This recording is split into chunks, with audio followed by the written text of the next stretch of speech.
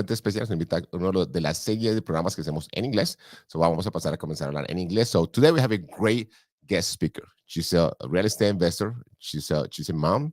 She's a wife, and also she's a CPA, certified CPA. And she's going to be talking to us regarding her story, how she started real estate, the benefits of investing in real estate, especially the tax benefits, and the diversification point, and why so many people, including ourselves, invest in these beautiful asset class. So stay with us. We're going to be back in a few seconds. Hablemos de Real Estate con Carlos Amaya. Hablemos de Real Estate con Carlos Amaya. Creemos que la familia es la base de la sociedad. Por eso, nuestra misión es proveer información y herramientas a la comunidad latina de cómo lograr la libertad financiera a través de bienes raíces.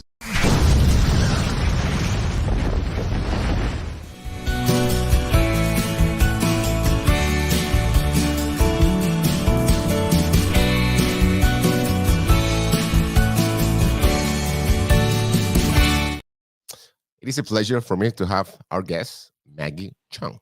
Did I say it right? Yes, sir. Yeah. Maggie, welcome. It's a pleasure to have you. Hi, thank you for having me on, Carlos. So I said in the intro that usually, like when you start investing in real estate, you do it for different purposes. One of them, obviously, you want to have a return, but the tax component is really, really important, especially this time of the year. Like we have a lot of people trying to do as many things as possible before the end of the year because they want to just report the taxes next year and have all the benefits. But before we get into that, let's start about your story. So can you tell us briefly where you come from and like your family and where you live right now, and then we get deep into like real estate investing. How are you going to invest in real estate? Why multifamily, tax benefits, and diversification? Yeah, definitely. So I was born in Hong Kong, and I came here with my family when I was very young. So it was probably around 5. And my family, I grew up in the restaurant business. So my parents had a restaurant down in Delaware, and they're super hardworking immigrants. So my parents instilled that values in me, and of course they, as I grow up, they don't want me to take that as much risk when I grew up. So they want me to go to safe job accounting, which I'm very good at, but it's not, I'll say I'm good at, but it's not, it won't be my full passion. But, and I became a CPA, I became an auditor for many, many years. So I do, that's something that people don't know is a CPA. You can be an auditor, you can be an accountant, or you can be a tax professional. So it's kind of like a doctor, right? You can be across all areas, but you can specialize in one area. So my background is in audit. So while I understand broad ranges in CPA, so that's a lot of my caveat that, you should consult your tax accountant when you're thinking about this later on, okay? When we're talking about tax diversification and tax impact implication in multifamily real estate. So that is my disclaimer.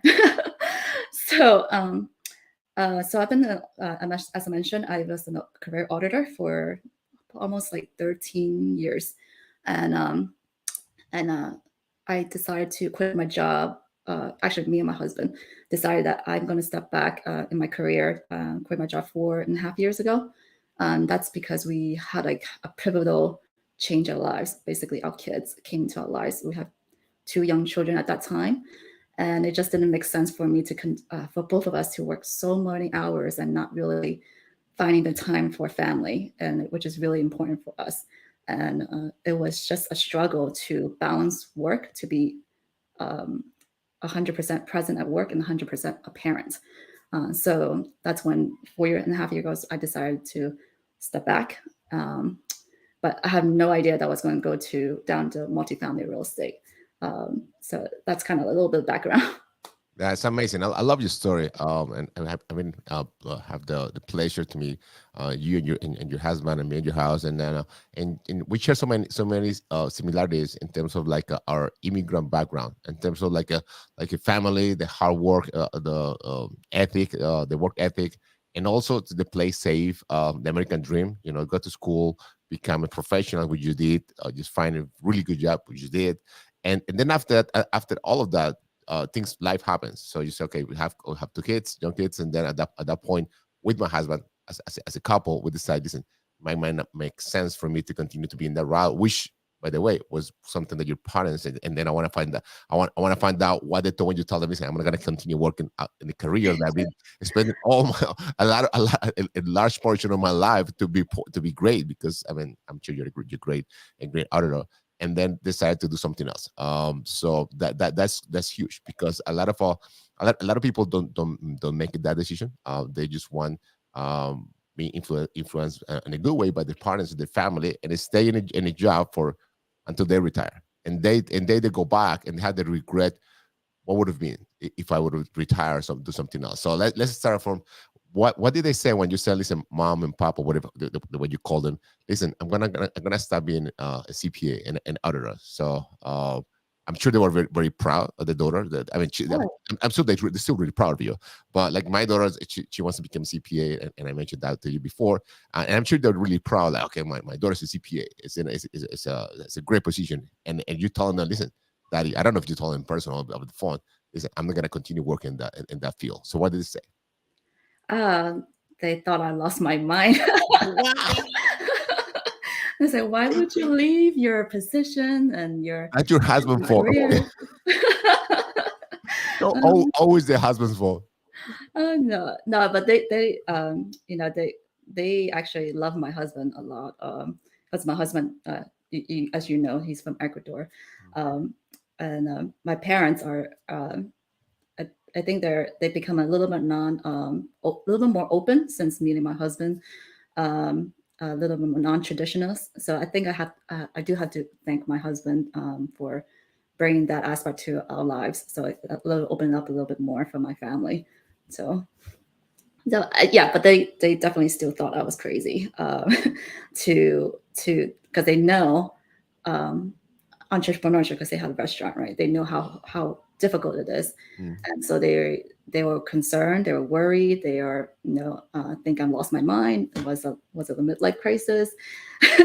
They're just kind of like all that. Like, why would you leave a security job and do something different? And they thought I was going to take a year or two off and then go back to corporate and go back to my job, but I Es- choose down. We choose a different path. Yeah, especially because every business is hard, but the restaurant business, I think, one of the hardest business in terms of like the amount of time you have to put input, like to put into the business.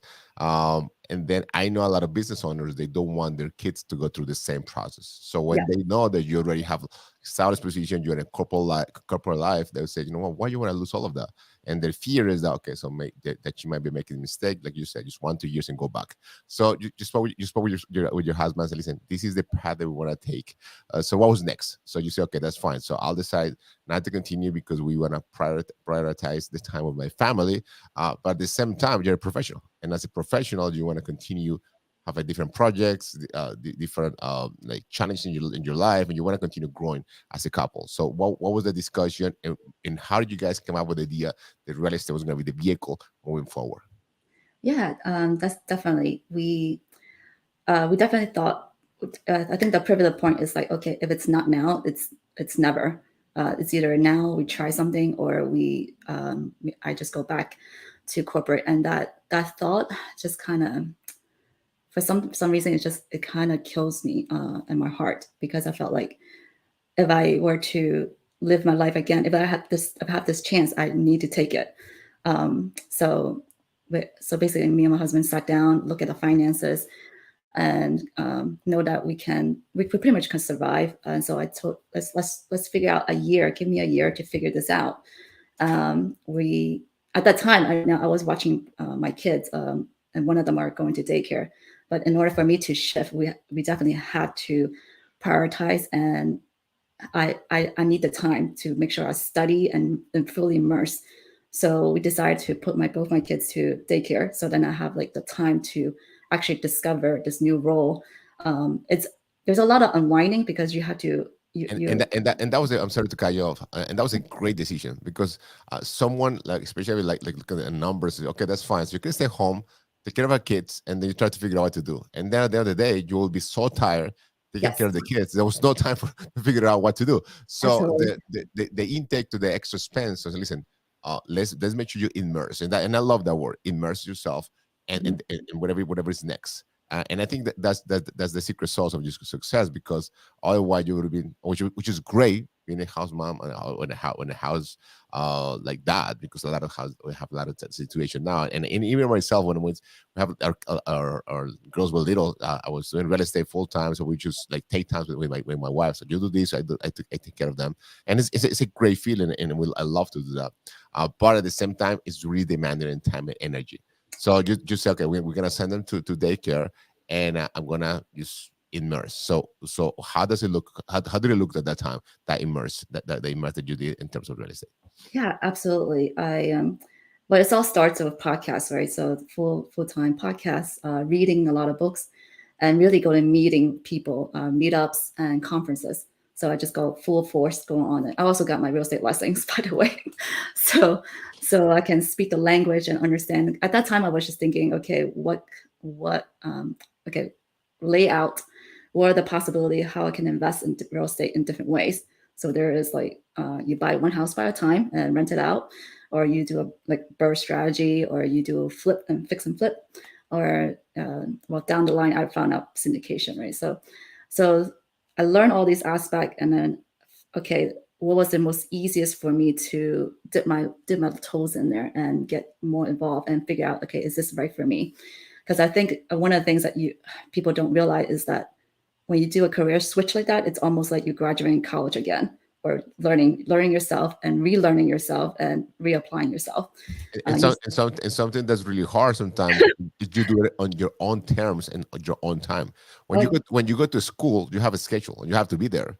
When you do the immerse, I mean, it's up to you. I mean, if you want to be like podcast, listen to podcasts the whole day and networking, that's fine. If you might want to just relax a little bit and just maybe take it easy, that's fine too, because it's your own time. Obviously, it's up to you to hold yourself accountable, but that's hard for a lot of people, because it's up to you. So you don't have like someone right behind you. You don't have to comply with the schedule. You make the schedule, and sometimes the schedule really full. Sometimes might not be that full.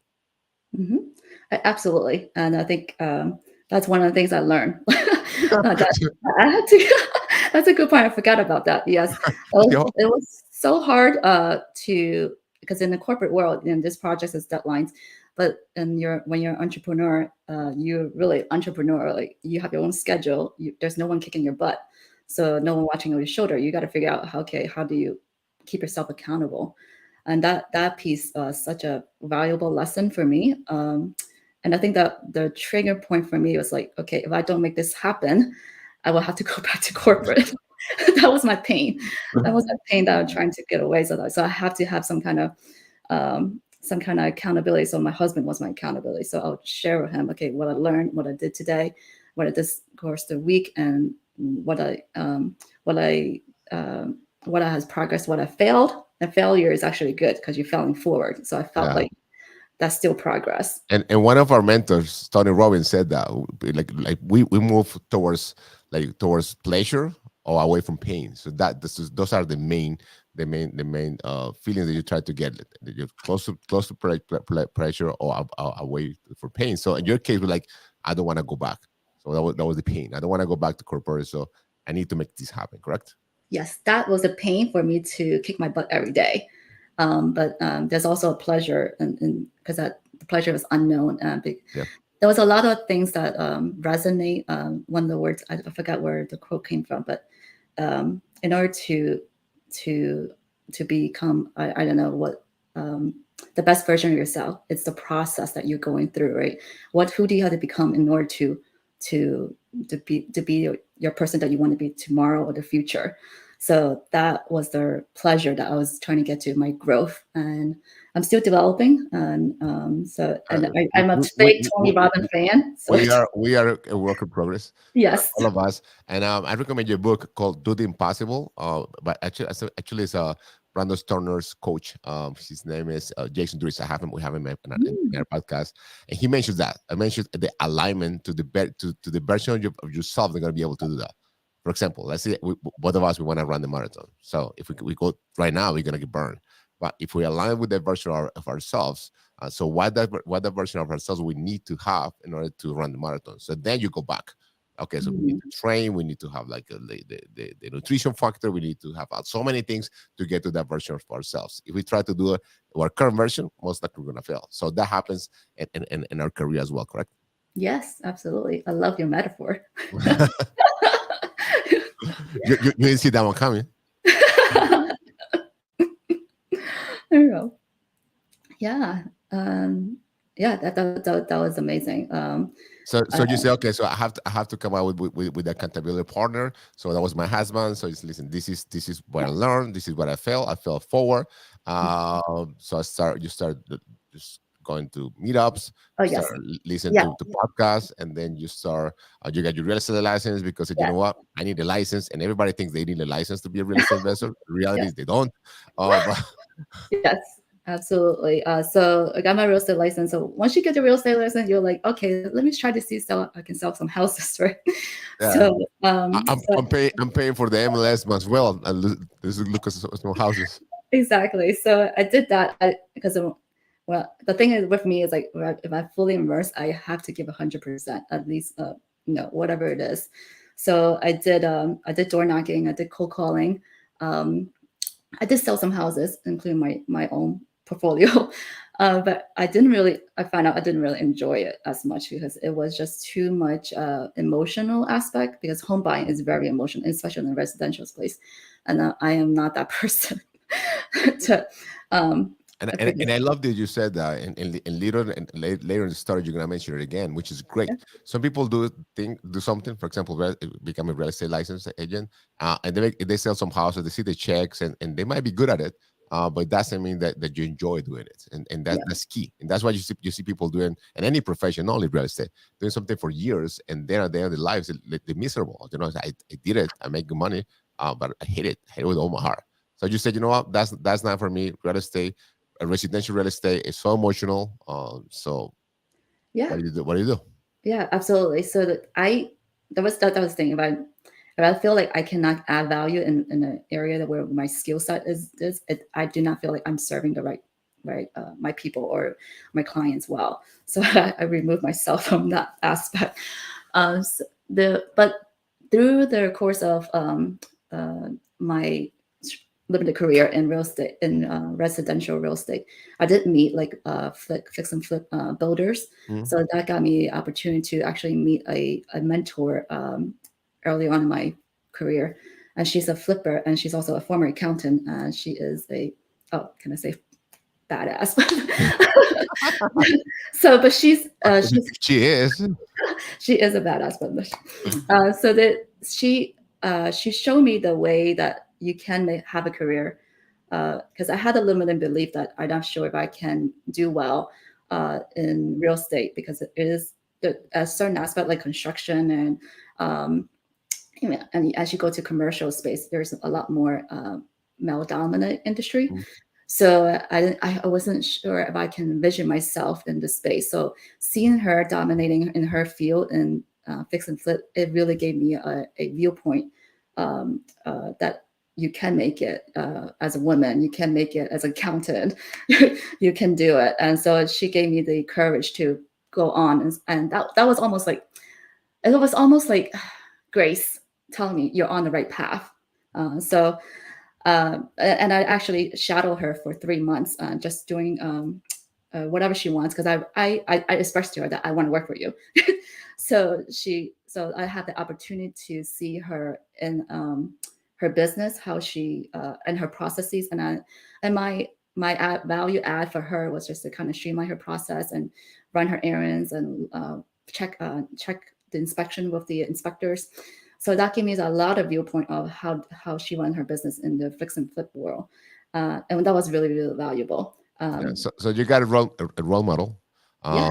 like female. You got to choose a CPA, and also something that you said really super nice. But you just work for free for 3 months, Yes. because but a lot of people wants to learn, and then reaches. I'm sure they reach out to you, reach out to me, and like professionals. They want to learn for free, and sometimes they want to get paid, and at the same time they want to learn. So you said, you know what, I'm gonna. I found the role model, and Tony always mentioned all the time. Just find someone that's really doing what you want to do, and just show value. So, what's my value? So you're professional. I'll do for things for free for you. And then obviously she's having a really high end professional working for free for her for 3 months. And then at the same time, in your side, you have to be able to be front row watching the whole operations and just learn from someone that's doing what at that time you wanted to do, correct? Yeah, yeah, absolutely.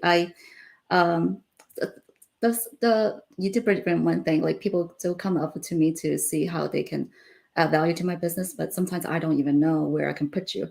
So for me, I'm always proactive. So with her, I just see what I can do, pick up, run her errands or do inspection, sit on inspection.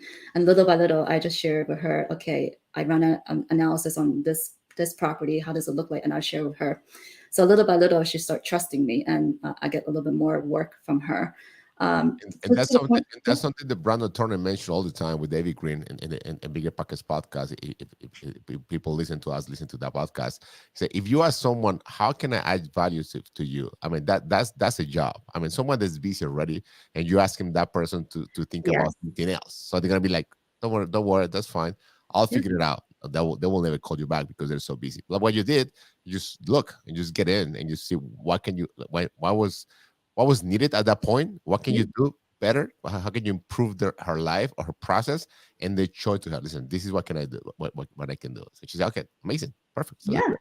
yeah, absolutely. And um, I mean, there was always a conversation like she wants to pay me, and almost in my heart, I was like, don't pay me.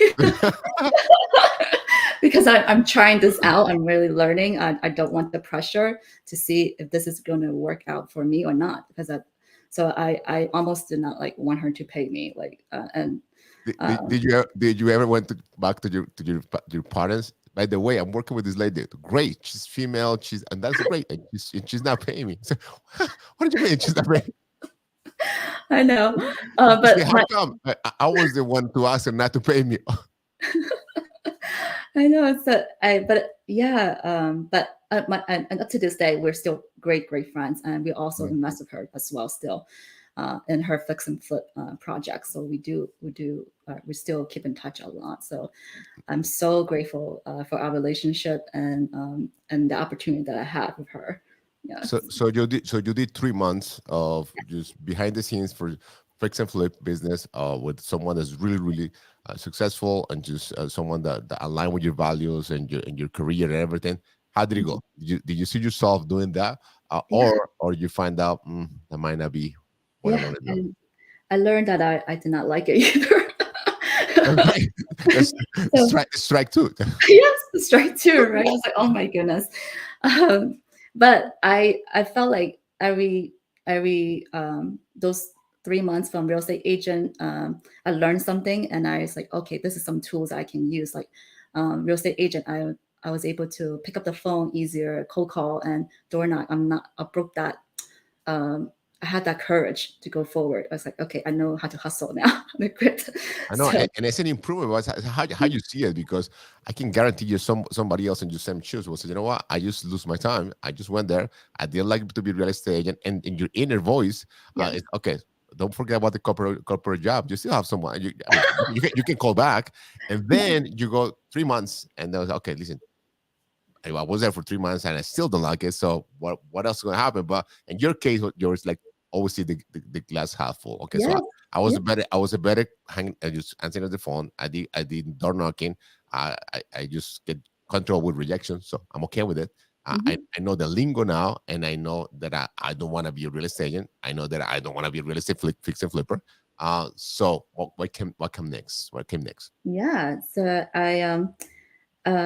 the next thing was, okay, I because I did all the meetups and also conferences, I was able to meet a good group of people that which introduced me to the syndication world, and that's when I first invested in our first deal, in multifamily syndication, and it's about 300 unit complex in Dallas.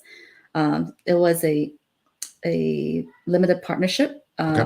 for me, for us, for me and my husband. So at that time, I've seen these deal packaged together when I was back in corporate because I was auditing these types of deals, but it You was were in the other side of the table. yes, exactly. I was on the other side of the table. I seen how the bankers, I audit the bankers who do the due diligence. I see how they put in SEC filing. So I seen the whole work behind the scene, but it was much larger scale. So they were the asset was like commercial property, like malls, shopping malls, and bigger A-class buildings, and so and in that world, I did not see the opportunity for us to invest because you have to make a lot of money in order to invest in those deals.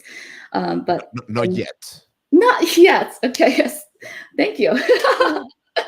Gracias mucho. Um, A la orden, a la orden. so so in the first opportunity as a limited partnership, it was very exciting because oh, we actually can invest. But the second thought in my head was like, I'm an auditor, so I was like, is this real? Is this legit? And so I did. So basically, I pretty much audit the whole thing as much as I could, like looking at the asset, looking at the metrics, look at the deal, the underwriting, well, to what I can see in that presentation and what I can deduct from it. Mm. And then a certain level, I have to like pretty much um, doing so much due diligence. You have to take a deep leap of faith and invest your first investment, and that was the most scariest. But And I love that you said that. A couple of things before we yeah. continue. Number one, you already were doing residential real estate, something that we passed by. You were already a real estate investor, but then you want to, I mean, diversify, and then you start doing syndication as an LP, as a passive investor. You have the background, the CPA. You already saw the deals from the other side of the table, but it gets to the point that you have to have a leap of faith. You have to like just trust the person who's running the process, which is the operator, and that's where again, we are not reinventing the wheel. People like Brandon Tony, I call him a lot because he's one of the guys that's been around for a long time. And he mentioned that all the time. Like, yes, you have to do your due diligence, your work. You have to at least know the area and understand the numbers. Some people, I mean, don't have the ability the way you had at that point. We're gonna uh, continue talking about how you become from passive to active, but at some point, and I tell that to all our investors, at some point you have to have the leap of faith, and you have to trust the operator and knowing the person has the same values that you have, and at that time feel comfortable doing the investment. Because like you said, some people, even for someone that's been in real estate already, like already making some investments as in a residential world, just go do the transition is hard, and so many people don't even never do the transition, especially Mhm. as immigrants, that we want to work for our money. So it's thinking that we're going to put the money somewhere in a Yes. project that sometimes we don't even go see, or we only see the numbers, and then we're going to trust that everything's going to be fine. Correct? Yes, absolutely. Because I was same boat. Like my parents are the same way. Like they have to touch it, see it, uh, in order to invest in something. Yeah, So I mean, and that happens. That happens a lot to our community, regardless where we came from. Coming mhm, from, that happens all the time. So sometimes that's that rustle in our mindset. Okay, so this is a different way, and usually like success leaves clues. If you see people that are doing like great numbers, like a lot of people have a lot of have been investing in real estate for a long time, and these are the vehicles that they use. They use indication, they use like you said, like commercial real estate, and they use those big numbers, and they do that for a reason. And then we're gonna talk about taxes, although this is not a tax advice. You have to you have to talk to your tax professional to see your CPS and your accountant. But then it makes that's the other piece of the puzzle. Okay, so you diversify. You do it as a passive investor. You might do it active. I'm going to talk about that in a second. And then also you have the tax benefits. So that's the whole 9 yards. And sometimes we as an immigrant don't take advantage of those vehicles that yes, are there for us. absolutely. So you did your first LP. You put the money there, and you say, "Okay, that's fine. Let's hope everything goes well." And you sign the PPM or the document. They just send the wire. Like, okay, it's gone. So now, Yeah. and the first question, I'm sure if you told your partners, "Okay, so what did you get?" No, I just get a document online. Yeah, so like, And first of all, I make sure that he reads as much as I do. So my husband, because he's just as guilty as me when we sign on to stuff. So yeah. Yeah, I 50-50 partners. You work with. exactly.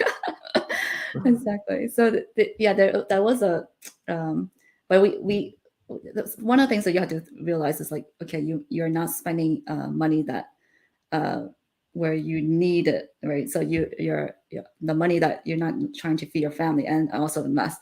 You have to work with the money that is your, yours, above your safety or above your, that's where you want to, you can invest. So you can't. And that's huge. And thank you for mentioning that, because that's what it is. We like, if let's put a number. Let's see, $100, for example. It's all you have. Yes. You just don't invest it, and this, because then you will need it in the short term. But if you plan, and you can, and you have like all the structure, and then you have money to feed your family and to survive and everything, and then you have your savings, and then you have the money that you want to hopefully put it to work for you. So you look at the different vehicles. Then you live in the Exactly. bank. The bank is losing money, depreciate, all the depreciation and inflation and everything else. Or you do the stock market. If you are a savvy investor and you know how to do it, you might still end up coming short. Or you do something like syndication. Yes, exactly. So uh, so this was a very good point. So it's something that's really good that our family, my family, and my husband's family, that ingrained in us is that um, security, right? So they taught us a lot of money savings and money, how to secure ourselves financially. And then after you met your needs, that's when you're thinking about, okay, a little bit above that, like how do you grow? How do you save on taxes, tax advantages? So because as you, the thing is, like, I don't think people realize that when as you go up higher in the corporate world, the more taxes is getting cut, and at the end of the day, you don't know where the tax where your money is left. You know, Um, that we goes back to the cash flow quadrant, the cash quadrant. I'm sorry, the Robert Kiyosaki, and when you are in the E side, an yes, employee, and I was there, you were there, making great income, and which is great. I mean, you see the large number, but then when you see all the deductions, you say, okay, so what happened? Because the W-2 is the highest tax bracket, I mean, the highest tax income that you receive. mhm, Uh, Versus other types of income, like business income, or real estate, or investors, in our case, real estate investing. So okay, so you say, okay, that's fine. So I'll do my first LP. I send it. I feel comfortable with the decision. So how did you become from LP? Because you don't have to, and I always tell this to people, you don't have to become active. You can do passive, and a lot of people do it passive, and they do it really well. They have their own business. yeah, They love the career. That's what mhm, they want to do, and they want to do it passive. That's great. But some of us, like you, decide, I want to do this active. So how was the learning curve, and how did yeah, you become active? yeah. I found my career. Yeah, but career. After the third try, right? So the third try. So I That was a strike written. third try. So it's great. The lesson is give yourself grace. Okay, so Yes, yeah, and find grace and find the positive things as you fall forward. yeah. Uh, so um, so we did first LP, and I guess the most exciting thing is when you first get the distribution in a check. So we sign up for check because I want to see all the checks coming in. Yeah, just Yeah, really quick. So when you invest as an LP, yes, depends on how it's structured. Most of the cases are distribution. Distribution could come like every month or every quarter. It depends on the deal, and then you can decide if you want to have it direct to your account. So you want to see it. I mean, of course, you see it. You file your account, and you get the notifications, or you can sign up for a check. A lot of people just want to go straight to the account, but in your case, you want to see the check. You want to see that was real. yes, I want to see it because I'm gonna But track you it. want to touch it.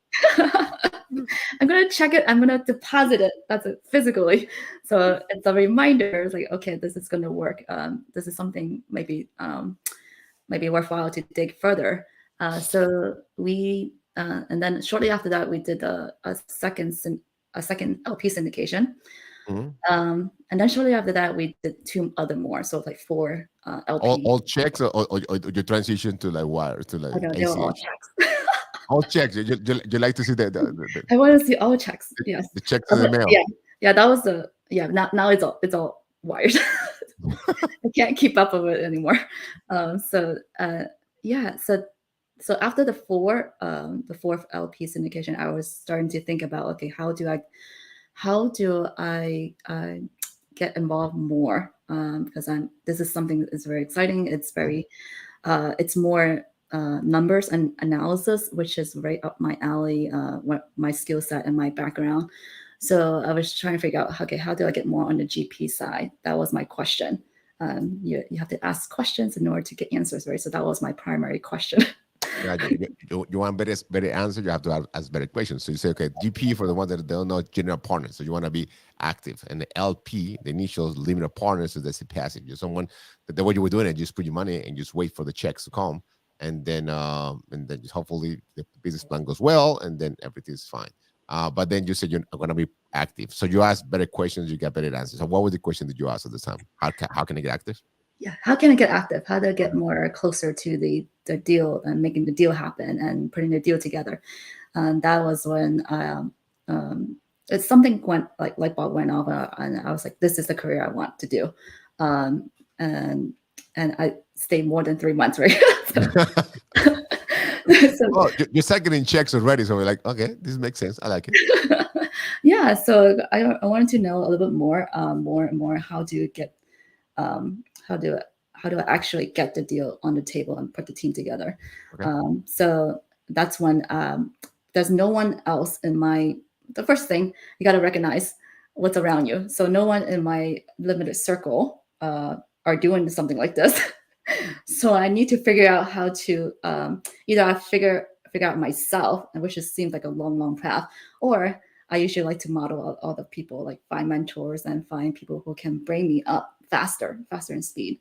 So so that's when I look at different mentor groups. And I think I looked at 5 before I settled for my one that we actually are in the same team on Think Multifamily, with Mark Kenny. So I don't know if you want to have any questions on that one, but yeah. Yes. So a lot of people again go back. They just want to just learn and not to spend the energy or the money. But like you said, and your first and your second strike, you spend 3 months of your time and then your talent to be able to provide value for this person that you decide not to continue doing the first flip, but you still have a great relationship with her. In this case, you look around, there's nobody around me that's doing what I'm doing. So I have to get out of get out of my comfort zone, and you look for somebody else, and then you find a mentor. So you look for different groups, and then you figure it out. Okay, they exist. There are requirements in terms of money and commitment, and you decide to go to the one that we both belong to, which is Think Multifamily. We had Mark as a guest a couple of weeks ago. So you decided to go with him, with them, with the whole mastermind, because what did Team Multifamily decide? I mean, what showed what of their qualifications was more appealing to you than maybe other groups? And I've been having like guests from like Jake and Gino here. I guess Michael Blank too. So that's some of the other guys around in this industry. So what was the thing Multifamily has that maybe I'm not saying the other people they don't, but that you decided that this was was going to be the right place for me.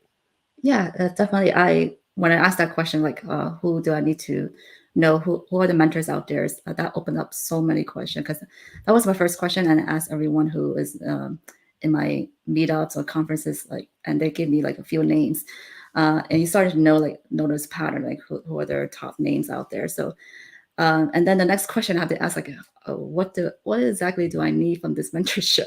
And then I was like, okay, I think I need, for me, I know, because I'm an auditor, I can get stuck. I can run into analysis paralysis. So although there are a lot of groups, and there are some groups that I actually really like, also besides Think Multifamily, but Mark, I think he resonates because he's also a CPA. So somehow he is able to get over the analysis paralysis. So I feel like I can. We have some kind of similarity that he can push me. Once I did all my analysis, he can push it. Okay, you gotta do it. so that's and also his group is a little smaller, a little ecosystem, and everyone's it feels like a team environment, like that there's people wanting to help each other, and that was a community, a culture that I was gravitating towards too. So after like a few months, kind of like dating, like going to their conferences and getting to know him and the people around them and other mentees and people inside the group and people outside the group, I finally like commit to big multifamily. Like so, yeah, and I have no regrets because that did speed up my learning curve a lot. And that's what it is. I mean, that's what it comes down to. So, what your needs are, and in your case, is speed out the process. And Mhm. that's what a coach and a mentor does. You want to learn about yourself. You want to reinvent the wheel. Yeah, so many information here in YouTube and Facebook, and yeah, you might be able to get to a level. But if you want to go to the next level, or you want to have the connections, because sometimes it's not even about the information. The information is there. I mean, you can find it. Mhm. But the connections and the ecosystem that you said, just you being around people that inspire you or push you to go to the next level. So you say, okay, this is it. And so what was your first deal in terms of like active as a GP, and I know you have a great group, a great team. So how do you come up with a team, and how do you evolve to the place that you are right now? And then we start talking about the tax benefits. But let's talk about the Yeah. transition from the LP to the GP side. Yeah. So my first GP role was uh, actually I was invited into a team because and the only thing I can offer is it's um, capital raising, right? So that I was at the time I did not even I had a hard time under um, raising capital Mm-hmm. because first of all I wasn't, even though I invested like four LP as an LP, I understand it. It's another level when you actually are bringing investor in. It's another feeling, another responsibility, right?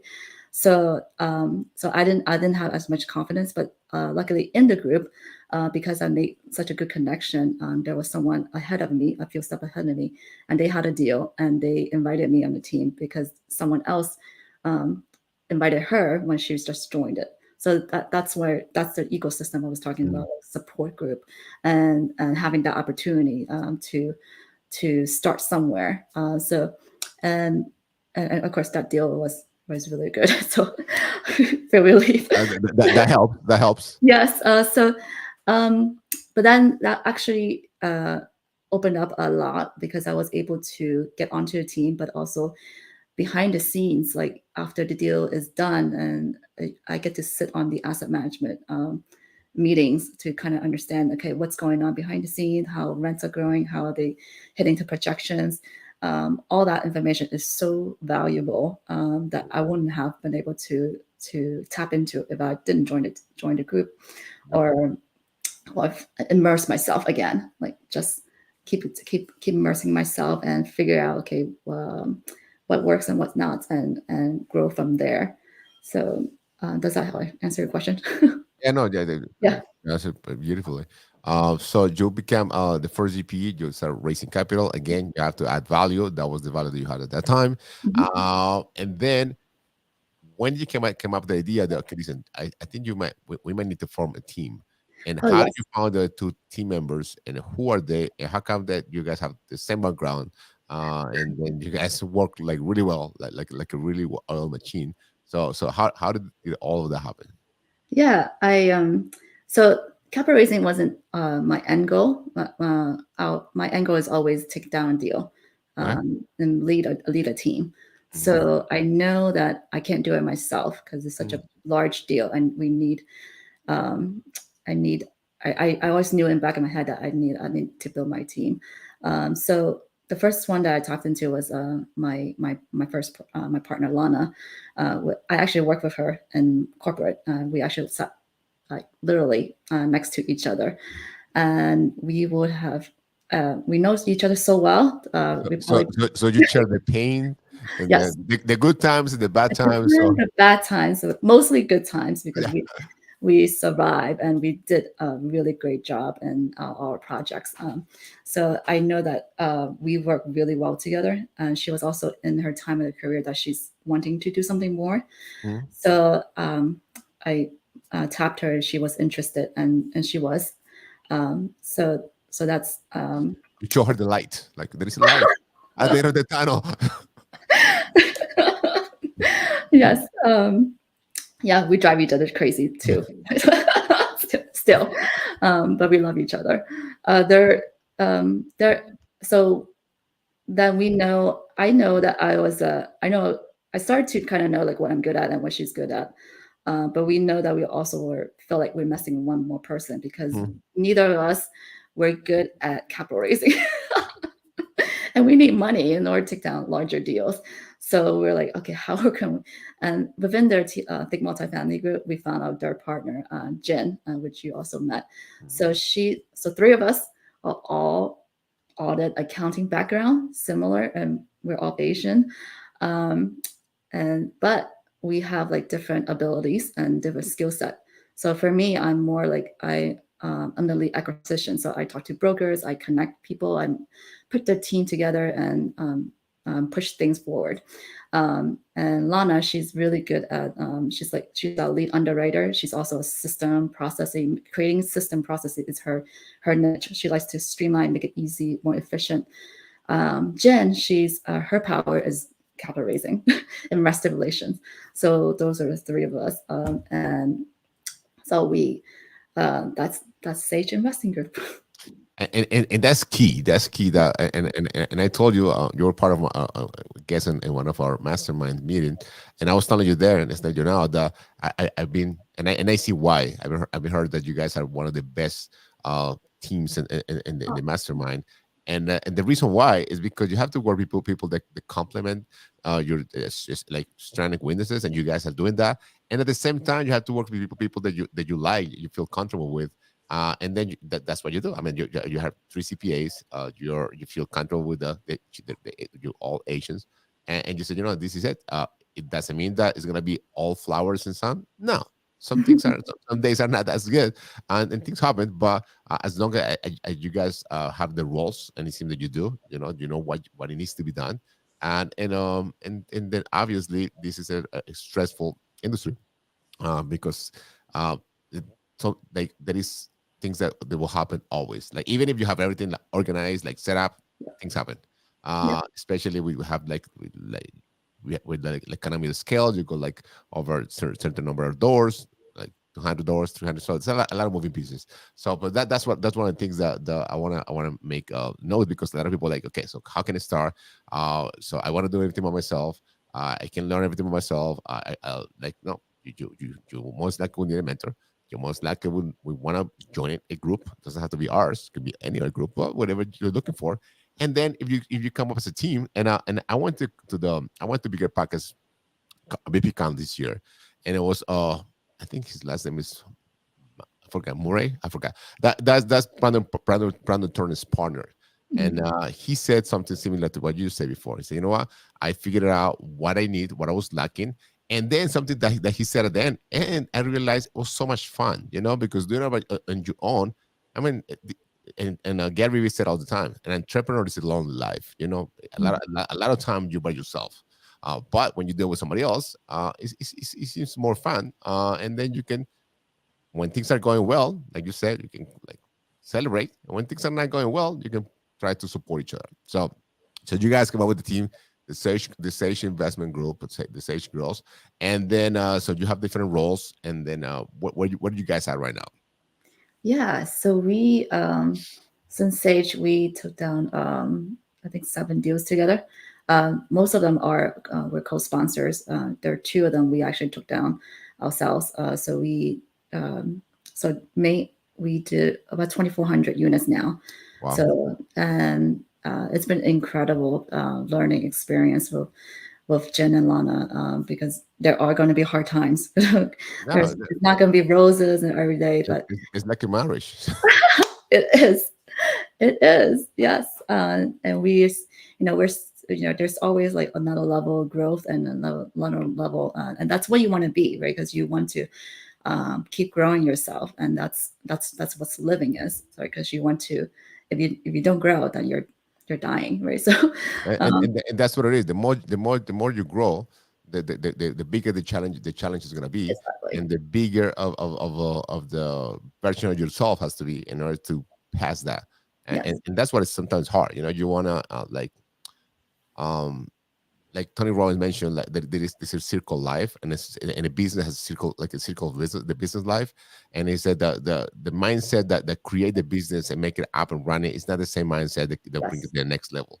So you have to evolve with the business and with your career in order to get to the next level. If you keep like just same mentality, you will not be able, and then you sabotage yourself, and then things are not going well because you decided to try to be the obstacle sometimes in the way of Mhm. the growth of your business. So Yeah, absolutely. And that's a really good point because I think sometimes people get stuck on certain story that they have in their head, and they don't realize they need to upgrade their story and recognize that they need to upgrade their story in that time in order to move on. So definitely. So you guys have been involved in multiple deals. You have a great operation. You have a great dynamic. But for someone that's they're listening or watching our shows live or the rerun later or listen to our podcast. By the way, if you haven't subscribed to our channel or like a YouTube channel, Facebook page, or one of our podcast platform, if you want to continue having this kind of information, just go subscribe and just click the bell so you can get a notification when we have our guest speaker. We're gonna have we're gonna continue to have great speakers coming up. We had I forgot his name. I always forget his name. The guy for the real estate guys, Robert. Robert Helms. Yes, he's gonna be with us in the next Oh, couple that's of weeks. amazing. Yeah, he's gonna be, and then we have Michael Blanc too coming up, and I Oh, think it's gonna be in February. So like VIP level. yeah, and I was able to get them because I thought I got Maggie Cheung with us. It's perfect. So that's why I say, okay, if she comes to the podcast, I'll come too. So that's why they say yes. Oh, I feel honored. So someone that's watching it or listen to us and they say, okay, that's fine. I understand the diversification. So you have real estate, residential. You did it, your LP. Now you do active. You don't have all your eggs in the same basket. I Mhm. understand the concept, but now let's talk about the tax benefits. And again, we one more time. This is not a tax advice. I mean, you have to go and use because every situation is different, and Mhm. it's like taking medicine just because you heard that someone it works well for someone. You have to go see the doctor. Same thing here. You have to go talk to your professional tax advisor. Obviously, especially if hopefully it's a CPA that specialize in whatever you need. So okay, so without being a tax advisor, what are the tax benefits of investing in a passive way in a real estate syndication and a multifamily? Yeah, absolutely. So, in a passive side, because these are passive investment, these deals actually definitely have depreciation benefits that pass and it goes through to your K1 schedule every year, which you file with taxes, right? So, and the greatest benefit that you can get from these real estate syndication deal is that um, there's a there's a cost segregation study that does on these deals. So for example, when we buy an apartment, we hire an engineer and a CPA that goes through the entire building and categorize their doors, their window sills, and everything, categorize them and give them a lifespan of 5, 7, 10, 15, or 20, or the building is 27 years, right? If you don't do that, then you just have to take the whole building and then divide by 27 years. So your depreciation is much slower. But if you do the cost segregation study and categorize the whole building down to the bolts, you get a lot more of the depreciation upfront, like 5, 7, 10 years, right? So that gives you a little bit more depreciation upfront to take on. But what even more and the depreciation on steroid is what they call bonus depreciation, and it's kind of actually phasing out now. So this year is so if you imagine those five, whatever the cost segregation study that lists that 5, 7, or 10 years, or 15 years, I believe. Anything that's around that 15-year to list, gotta check the tax code is 10 to 15 year, I forgot. But anything that categorized in that bucket can be 100% depreciate upfront in year one. So that's even like almost like a depreciation on steroids, if you will. That's exactly what it is. The Yes, depreciation asteroid. Yes. exactly. So that is the greatest benefit of real estate depreciation. investing in real estate syndication for these depreciation benefits. But as a passive, so you, because as an LP, if you have a W-2, those are going to sit in the passive bucket, in your passive bucket. So if you have, like, for example, if you have other passive investments that's in the same bucket, these depreciation losses can offset those passive income. So then you can take the tax advantage of that. So again, consult your CPA. Yeah. Go see your doctor before you take the medicine. Exactly. So because there's actually the different CPA may have the different comfort of doing that, right? Because their experience, their background, if they don't invest in real estate, they might not be, they might apprehend on doing that. Yeah. Or their interpretation might be a little bit different. So that's one thing that I always because I think tax accountant, your tax CPA, a lot of people do not like to. Well, a lot of people do not like to do the taxes, for one thing.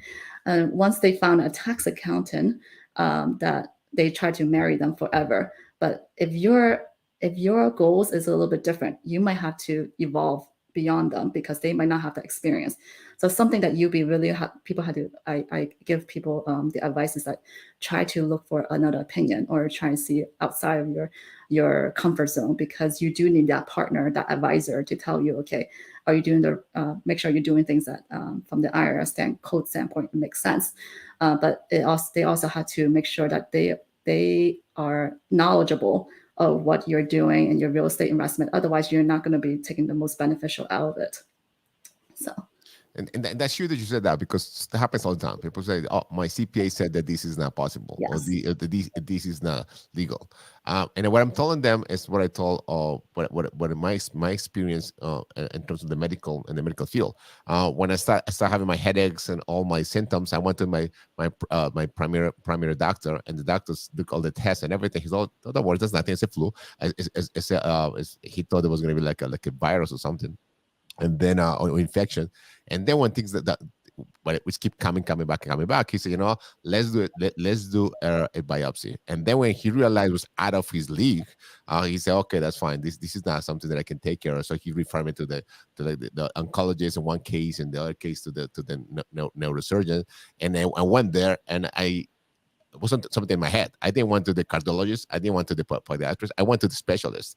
And that person said, listen, this is what you have. And yes, I can take care of it because I have all the years experience, and I have the knowledge, and I have the technique to be able to do the operations and everything. Mm-hmm. Same thing with accountant. If you have like you said in the beginning, you can be like you could do like a CPA, you could be an auditor, you can decide to just do taxes, and then that tax preparation. But you have to figure it out who is the person that's gonna be able to provide the level of service that you need. Obviously, you want to go for someone that has experience. And what is the best way to find someone like that? Referral. You find someone, talk to someone that's already doing it. So listen, who is doing your taxes? Who is the person that? And I noticed that a lot of and I'm not saying that, and I would say that I'm not saying they're telling you the wrong thing. They might just don't know it, because the experience or the level of expertise is up to here in terms of real estate investing. They might be great for like a small business owners, for example, Yes. or I don't know, or operational, or sometimes like some of the like in your case, you work for a corporate job, so you specialize in something, and it's something like really specific. But when you want to do like real estate investing, and you want to just take advantage on like the cost segregation and all those whatever you explain really well, and extra, you need to figure out the right professional to be able to get access to all those benefits. Otherwise, you might don't get it. And then then you said, you know what, reality is not as good as I think it was, but it's because you might were not talking with the right professional. Yeah, you weren't asking the right questions. Yeah, you were asking the questions to the right person. Exactly. Yes. Or anything. You want to sell a product, you have to find, first of all, you have to realize the person that you're going to sell it, they're going to need the product, and they're going to be able to buy it, and they have the money and the intention to buy it. Because then maybe you want to sell, just for example, a $1 million house for someone that might be making only like $50,000. Yes, they would love to have the house, but they can't afford it. So that's what it is. So you're asking the wrong question, maybe, or the right questions to the wrong person. So okay, so let's say someone goes talk to the right person, the CPA. So that will be for in a passive side. how about as an active side? Someone that's Yes. active that becomes real estate professional. How does that work? And obviously, once again, this is not a tax advice. This is just informational purpose. Yes. And on the active side, you have a Yeah, little more, right? There, you do have to qualify as a real estate professional. So you have to qualify for 750 hours, and actually actively doing something in the real estate.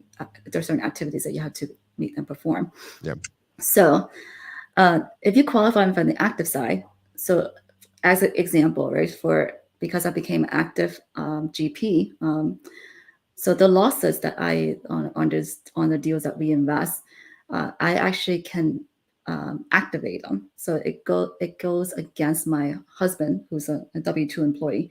It goes against his income. So we're able to kind of basically reduce his W-2 income to a level that we basically are not need to.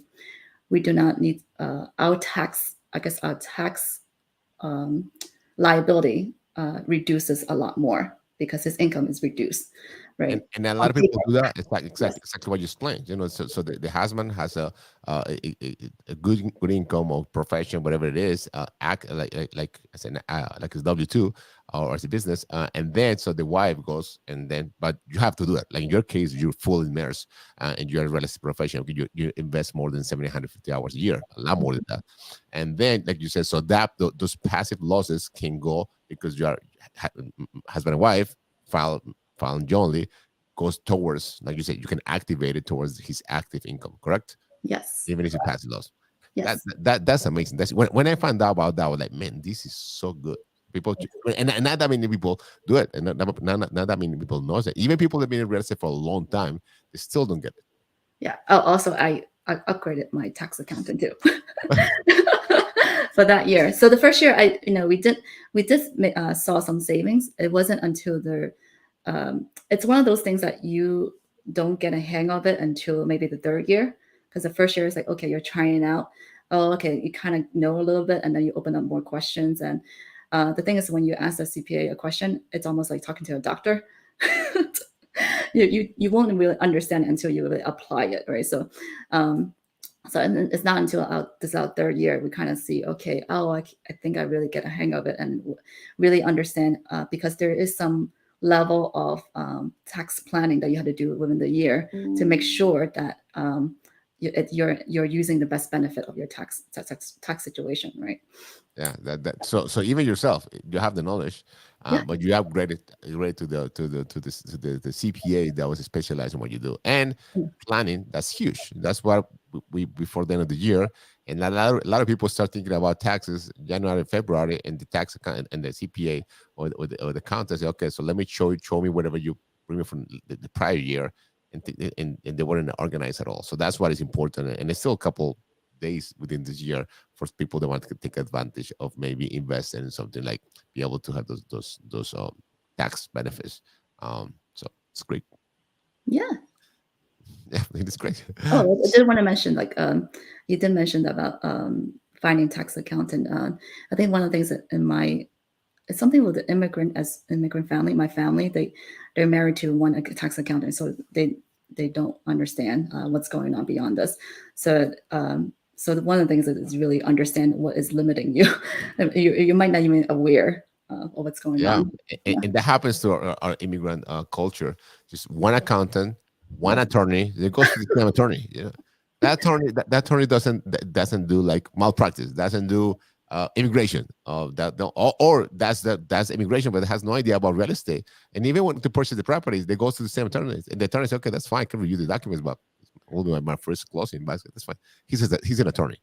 Doesn't mean that person. I mean, he knows it all. I mean, obviously ideally they specialize in something. So wonderful. So we cover a lot of topics. We covered about your real estate history, the investing in history, how you decided to pivot from a some CPA accountant towards real estate, strike one and strike two. Then we did the diversification part and tax benefits. So before we go, we'll let you go, and I want to first of all thank you once again for taking for give us some of your time. I know your family is really precious with you, and that's Wagner is in the background taking care of the kids. We'd like to know more about you personally. So, what are your hobbies when you are not looking for deals, talking to brokers, just getting more information? Because that's something that I want to mention really quick. Even though you guys have been in the industry for such a long like process and everything, and you like CPA, you still, I mean, you're still in the learning mode, like constantly. I mean, you go to events all the time. You study a lot, and that's great because some people learn some like this much about the industry and they think they know everything. But in your case, you keep improving yourself and just getting new tools and just learning more about the industry. Correct? Yeah, absolutely. It's always learning. Actually, that's kind of like one of my hobbies to learn. Yes. So we share the same hobbies. Okay, go to events. Yeah, we keep seeing each other. Uh, yeah. Speaking of which, we just finished Date with Destiny with Tony Robbins. Are you Um, guys doing business mastery too? we are going to do a business Are mastery. you going to West Palm Beach or you gonna do We're going to be locked down in a Airbnb and just Airbnb? yeah. Yeah, I've done business master a couple of times, Mhm. and I got an invite from some of the guys from I know Mastermind they belong to. They're gonna be in an Airbnb, but I signed up to be a crew member, so I might ended up going to West Palm Oh, to do a live. nice. So yeah, so that's what I was asking you. If you were going to do a live, I might see you there. Oh, I man. still haven't got approved to be part of the crew, but I most likely will. So I might go there. So look for Wow, you in I'm so Canada. envious. You still can come. Oh, okay. I'll work towards that. Um, Wagner like, no, let them go to the Airbnb. yeah.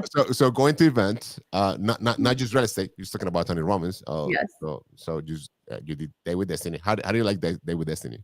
I love it. I mean, And it was virtual, but I really really enjoyed it. I learned something that I even didn't know about myself. and did you do it by yourself or did you do it with somebody else? No, I did it with my partner, so Lana and Jen. It's actually really really good because we learn each other, like how we are and who they are, who Yeah. each other are, and learn a little bit more of why we behave certain ways. So And, it's a and, really and good you, team. Yeah. and you guys went to an Airbnb too? No, this one we did virtual, like 100%. Everybody virtual on the Yeah, yeah, okay. and then we kind of regroup, and we're still like talking through. Like we try to allocate some time every day to kind of Yeah, about and what and, we and learned. that's the best part. You once you finish one of those events, you just follow up because Yes, you get so overwhelmed with information and everything. So you knowledge without action is just entertainment. So absolutely. great. So Immerse. uh, yeah, you have to get immersed. So that's one of the hobbies. What else? I read books. So I don't read. I listen to them, but yeah, I because I enjoy reading. I actually buy the books like because I like to smell it.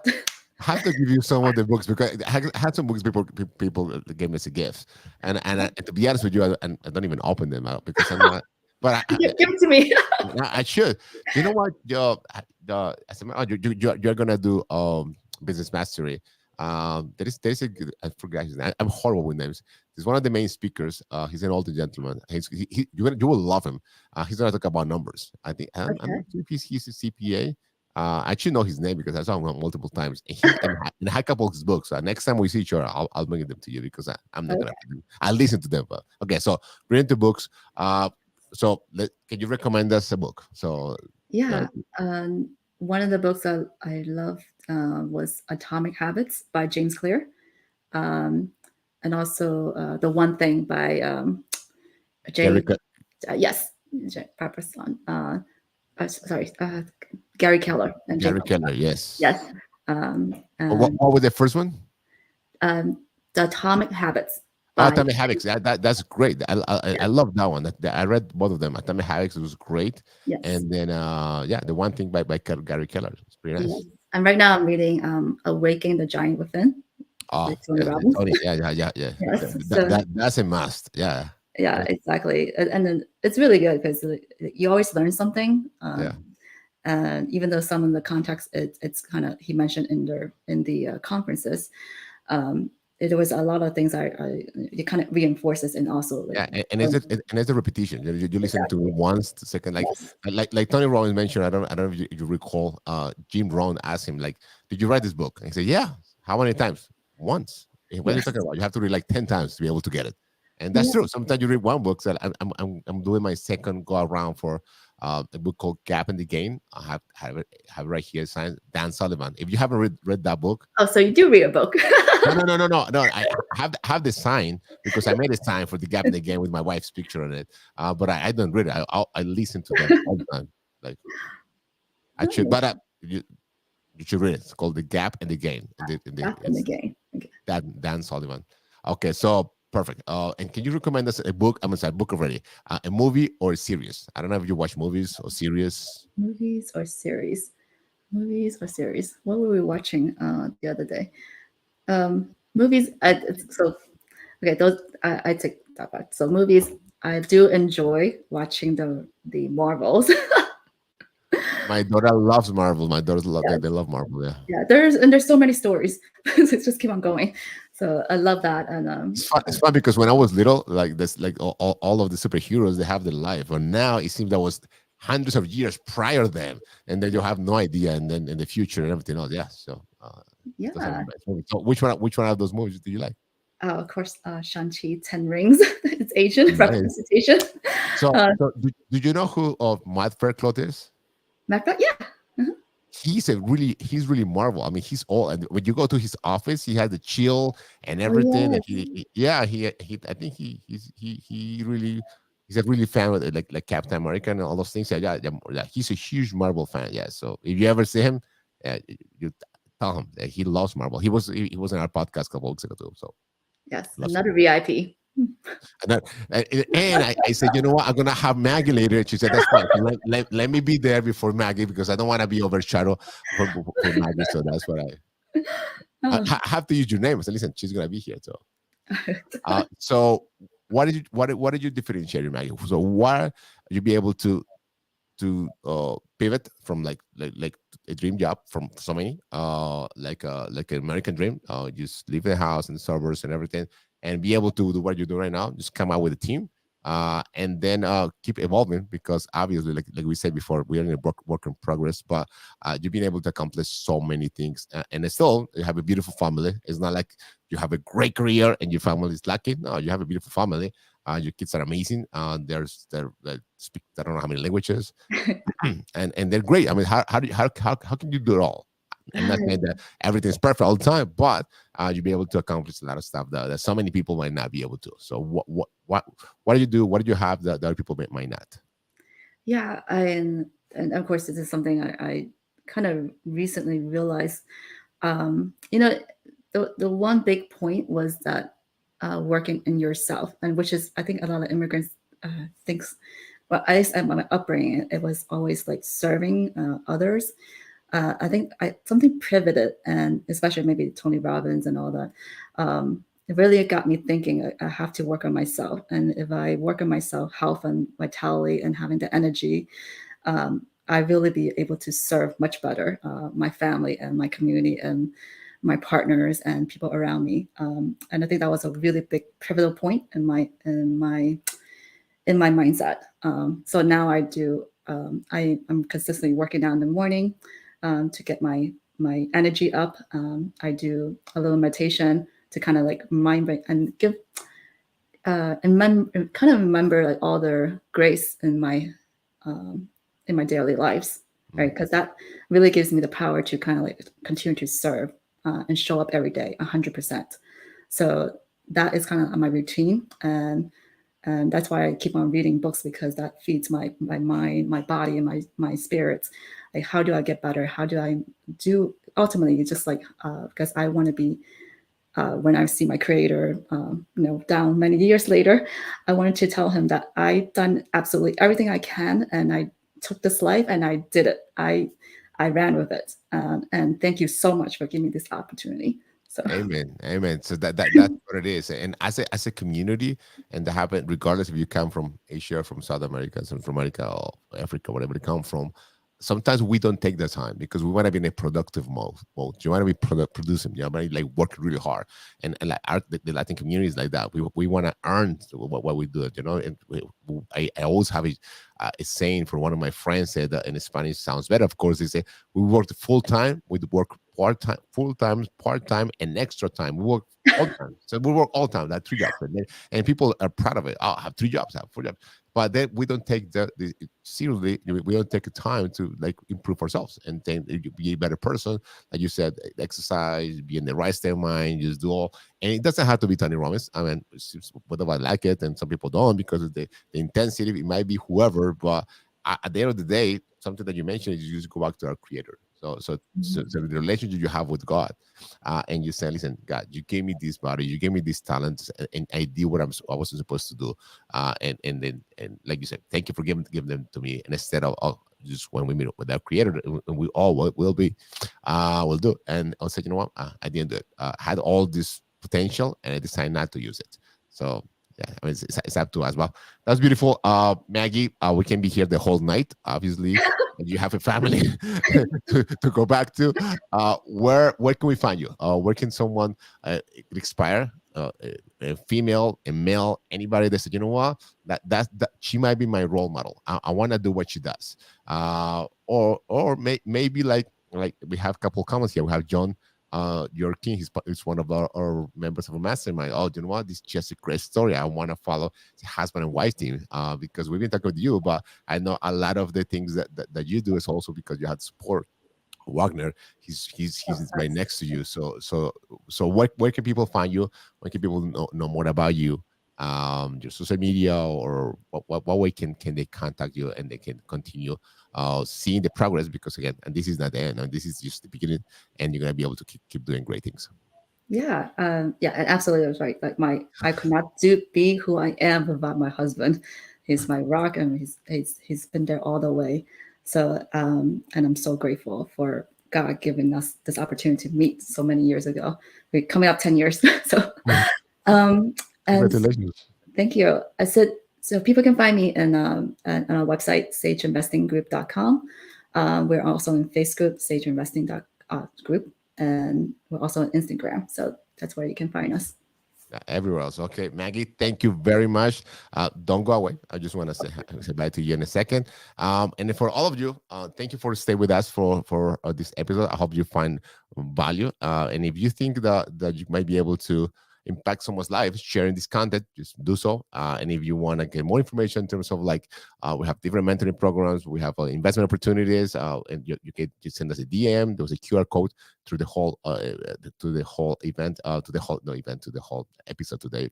We also invite you to be part of our community. Sign up for our YouTube channel, sign up to our different Facebook page, Instagram page, and you're going to be able to be connected with us. En español, a todos ustedes, una vez, muchas gracias por acompañarnos.